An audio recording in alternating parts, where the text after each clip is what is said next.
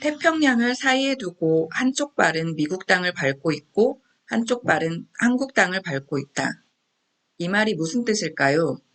바로 예수병원에서 오랜 기간 헌신하다 미국으로 귀국하신 선교사가 자신의 몸은 미국에 있지만 마음은 한국 예수병원에 있다며 한 말입니다. 123년 전 예수병원이 처음 생겨나 오늘에 이르기까지 자신의 귀한 것들을 다 바쳐 한국을 사랑한 선교사들의 열정이야말로 예수병원의 역사입니다. 지금부터 그 이야기를 시작해 보려 합니다. 1930년대부터 1980년대 사이에 단 몇 줄의 신문기사만 살펴봐도 예수병원이 전라북도 근대 의료에 미친 영향들을 살펴볼 수 있습니다.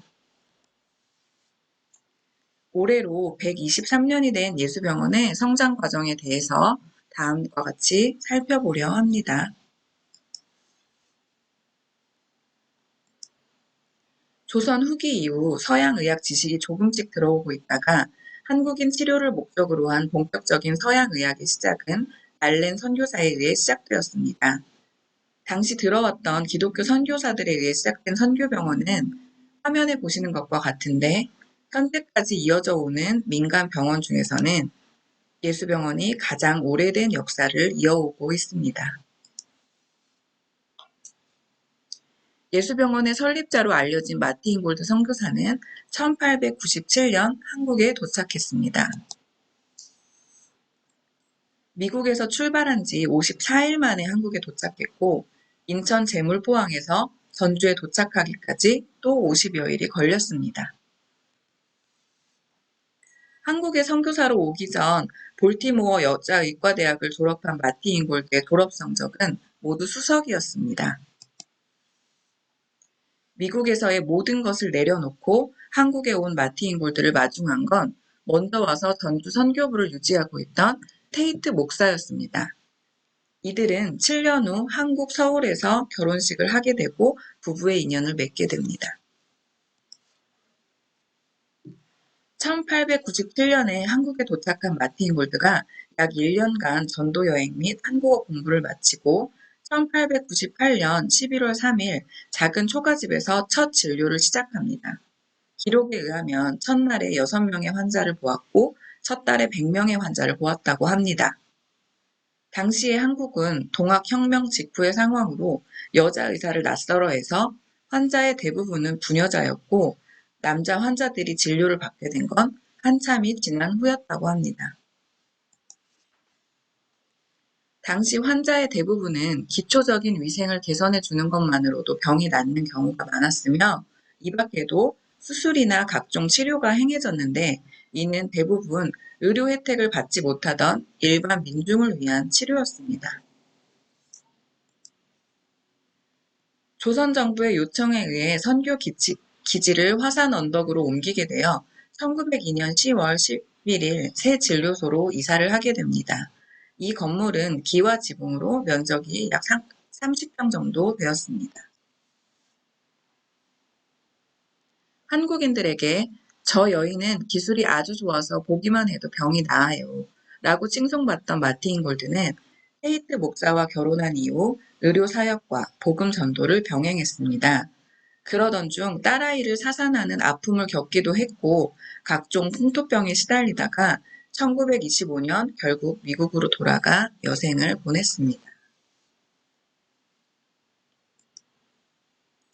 마틴 골드 선교사의 후임으로 왔던 예수병원 2대 병원장 포사이드 선교사는 우리 가운데 다시 오신 예수라 불릴 정도로 병든 자, 연약한 자, 노인, 의지할 곳 없는 어린아이들, 불황자들, 한센병 환자들에 대한 극진한 사랑의 일화로 가득합니다. 자신을 습격해 큰 상처를 남긴 강도가 체포되었을 때에도 내가 죽지 않았으니 그 사람들도 죄를 묻지 말고 죽이지 말라는 내용의 편지를 담당 관리들에게 보내 한국인들을 감동시켰던 포사이드는 미국에서 상처 치료 후에 다시 돌아와서 결국 더 눈부신 사역을 펼쳤습니다. 바로 모두가 피하던 한센병 환자들을 보살필 수 있는 병원을 세우는 데 큰 역할을 하게 되었던 일화입니다.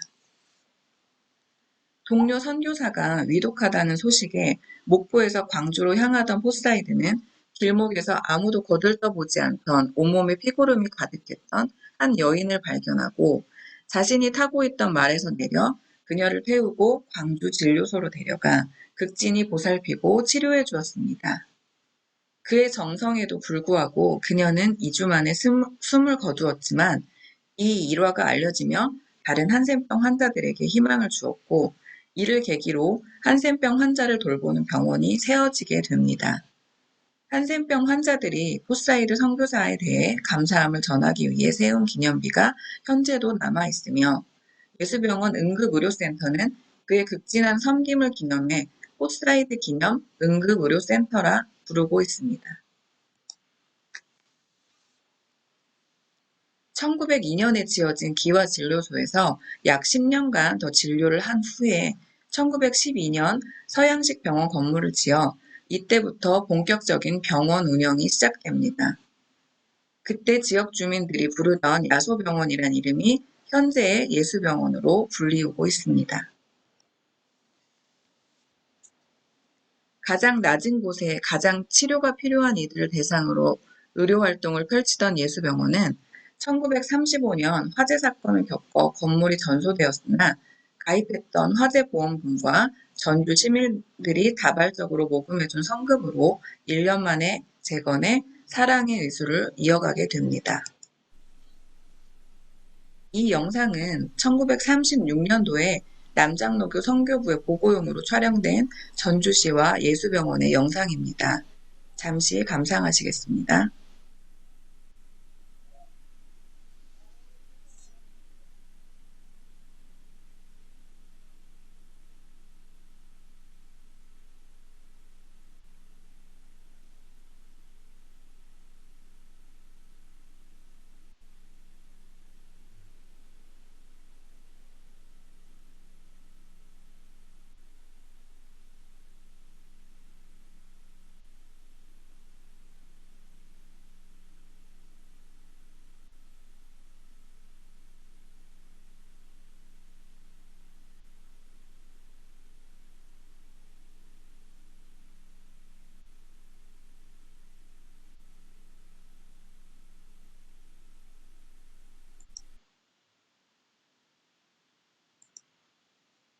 일제시대를 거치면서 신사참배 거부로 임시 폐원되었던 병원에 폴 크레인 선교사가 부임하면서 예수병원의 근대화가 시작됩니다.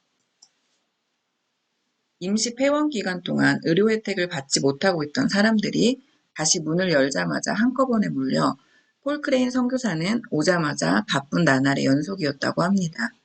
진료와 수술을 반복하면서도 지치지 않고 예수병원의 미래를 위해 차근차근 계획한 일들을 해 나갑니다.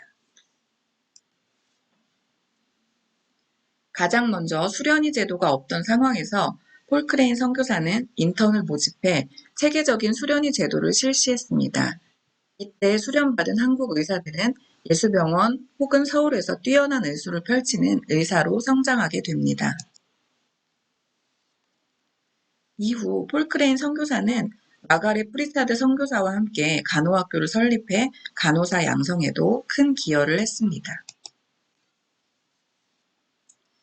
차근차근 병원의 기틀을 마련하며 지내던 어느 날 한국 전쟁이 발발해 잠시 피난을 떠나기도 했지만 상황이 정리된 후 바로 돌아와 병원을 수습했습니다. 이후 전쟁 고아를 돌보고 전쟁 부상자들을 치료하는 일에 힘쓰며 한국인들의 아픔을 나눴습니다. 당시의 예수병원은 수술과 신식 장비로 유명해 1959년 주미대사가 입원을 했고 그의 병문안을 목적으로 이승만 대통령 부부가 내려와 예수병원과 예수간호학교를 시찰하고 가는 일이 있었습니다. 1964년에는 예수병원 앞에 쓰러져 있던 9살 여자아이의 뱃속에서 무려 1063마리의 회충이 나온 일이 있었는데 이 사건을 코리아타임즈에 기고해 우리나라 기생충 박멸 운동의 효시가 되었습니다. 기생충 박멸 운동을 시작한 지 25년 만에 감염률이 95%에서 3%로 감소했다고 합니다. 폴 크레인 선교사는 원래 전남 순천에서 활동했던 크레인 선교사의 일가의 자녀로 순천에서 태어나 어린 시절을 보내면서 전라남도 사투리가 섞인 말투로 한국말을 잘했다고 합니다. 한국어와 영어를 모두 잘했던 폴 크레인 선교사는 당시 미국에서 대통령 정상회담의 동시 통역을 맡기도 했었습니다. 병원의 근대화의 주역이 폴 크레인 선교사라면 뒤를 이어온 데이비드 실 선교사는 병원의 현대화를 이룬 인물입니다. 전인 치료를 강조하며 항상 사람 중심의 의술을 펼쳤던 그는 특히 암 치료에 있어 선구적인 역할을 하며 많은 환자들에게 희망을 주었습니다. 종양외과 과장으로 왔던 그는 1963년 종양진찰실을 개설하고 암 환자 등록 사업을 시작했습니다. 이후 잠시 미국의 암 병원에서 2년 동안 연구를 하고 돌아와 암 환자에 대한 종합진찰, 수술요법, 방사선 치료, 화학치료요법 등을 단계적으로 실시해 우리나라 암 치료 발전에 큰 공헌을 했습니다. 전인 치료의 중요성을 항상 강조했던 데이비드 실 선교사는 환자가 사람임을 잊지 말고 치료해야 함을 늘 말했습니다. 그의 생전 인터뷰 내용에 보면 밤새도록 수술을 해 어려움을 넘기고 나면 손을 꼭 붙잡고 눈물을 흘리며 고마워하는 환자와 보호자를 볼 때, 또 어떤 때는 완쾌돼 퇴원한 농촌 사람들이 삶은 감자나 찐 옥수수를 한 보따리 싸들고 찾아올 때 가슴이 뜨거워짐을 느꼈다고 합니다. 1960년대에서 1970년대의 예수병원은 정부가 미처 다 하지 못했던 무료 예방접종 사업이나 농촌의 보건 문제 해결을 위한 지역사회 보건사업 등 지역민들 가장 가까운 곳에서 그들의 건강을 증진시키는 일들을 진행했습니다. 병원장을 지내진 않았지만 각자의 자리에서 최선을 다한 여러 선교사들의 노력으로 예수병원은 계속 발전을 거듭합니다. 1971년에는 10여 년에 걸친 준비 과정을 거쳐 비로소 신축병원을 완공하고 낙성식을 거행했습니다. 이 당시 예수병원의 규모는 한강 이남에서 가장 크고 현대식으로 지어진 병원이었기에 수세식 화장실이나 엘리베이터 등을 구경하기 위해 모인 사람들로 가득했다고 합니다. 당시 건물 낙성식에서 데이비드 실 병원장은 한국어로 소감문을 발표했습니다. 이렇듯 미국에서 온 수많은 선교사들의 사랑으로 인해 발전을 거듭하던 예수병원에서 1979년 한국인 최초로 받았던 사랑을 돌려주기 위한 사역을 시작합니다.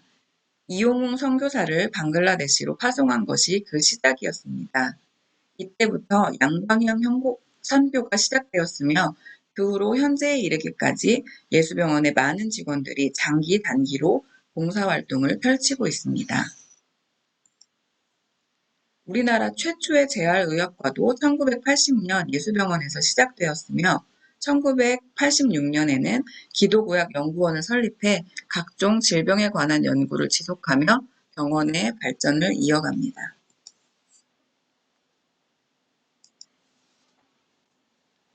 이렇게 123년의 역사를 이어온 예수병원은 지역민들에게 보다 쾌적한 시설, 편리한 진료 환경 제공과 미래지향적인 환자 중심의 편의를 위해 내외부 시설들을 리모델링해 확장을 이어가고 있습니다. 지금까지 예수의 사랑과 전인 치유로 인류를 영과 육의 고통에서 해방시키기 위해 병원으로서 성품을 다하며 미션을 수행했다면 이제 우리는 우리가 함께 호흡하고 함께 더 잘할 수 있는 선택과 집중을 통해 나아가고 있습니다. 초대 병원장인 마티 잉골드 여사께서 123년 전 낯선 전주의 땅에서 진료를 시작한 미랄이 지금은 지역민의 건강을 책임지는, 더 나아가 권역 병원으로서의 입지를 다져가며 의료 생태계를 구축하고 실증을 이어나가는 예수병원이 되겠습니다. 감사합니다.